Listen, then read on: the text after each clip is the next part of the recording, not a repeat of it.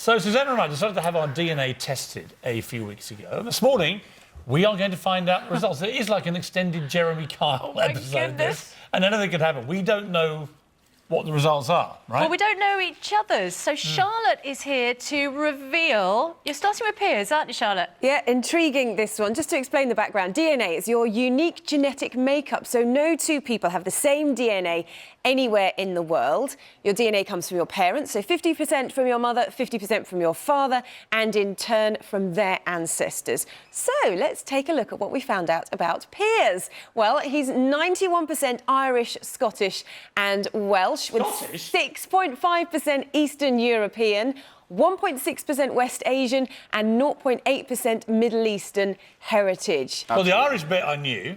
The rest, I never knew I had any Scottish blood. Well, it's interesting you say. So, first of all, thank you for having me on. So you did the MyHeritage DNA test, and so now there are two things that you're going to learn, your ethnic origins and the matches. And the ethnic origins are something that you have within your DNA, linking you back to places, going back generations. Now, certain ethnic groups have very similar characteristics. For example, Ireland, Scotland and Wales. But the Irish side is definitely predominantly in your family history. We've seen on MyHeritage that actually your family dates back to Ireland to the 1740s and probably goes back further. Well, the Irish comes as no surprise to you. Almost 1% Middle Eastern. So what does that mean? Are most British people, would they have a bit of Middle Eastern blood in them? Actually, not most British people. What I can tell you is that most people are a mix. There's no one who has just one thing. In fact, we looked at our database and it's less than 0.3%. So everybody is made up of these journeys that their ancestors took. But I don't seem to have any English blood at all. Not a drop. Is it surprising for you? No, actually, I've always been saying this. People say, you were born in England, therefore you're English. Actually, conclusive evidence, I don't have a shred of English in me. Well, that's the thing about DNA. I'm Irish, predominantly Irish, with a dash of Scottish and Welsh. And you're English by birth? I'm actually more Middle Eastern than I am English. I'm more Arabic than I am English. Brilliant. Right? Absolutely. But that's the thing. DNA isn't something you catch just by being born in a particular country. Fascinating. No. It's something that your ancestors have been on that journey for. So some of your ancestors are Middle Eastern.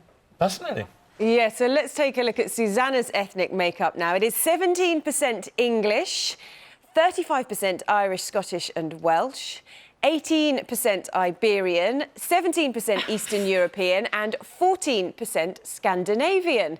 Yeah. Well, that's quite a mix. What does her mix say about her, Aaron? It's very interesting. So you've got a bit more of an exotic mix than Piers. Thank you very much.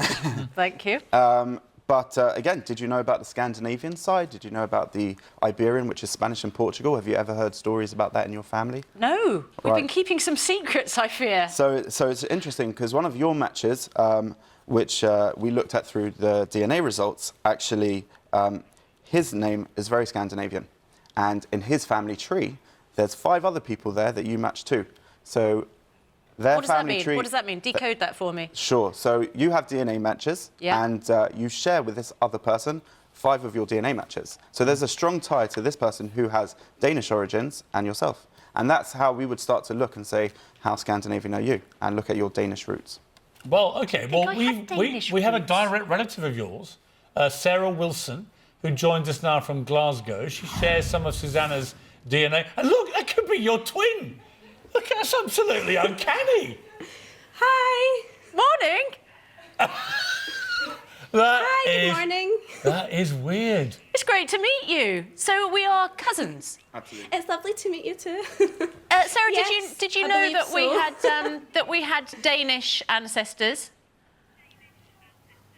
No, I had no idea.